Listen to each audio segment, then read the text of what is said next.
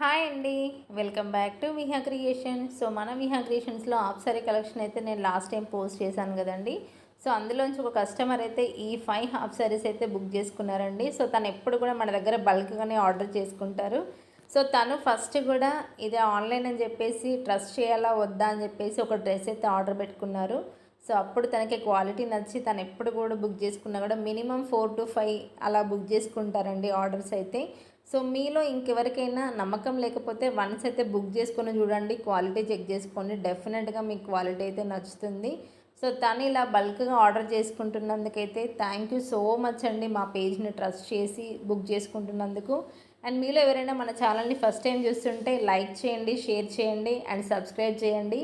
పక్కనున్న బెల్ ఐకాన్ని మాత్రం క్లిక్ చేయడం మాత్రం మర్చిపోకండి.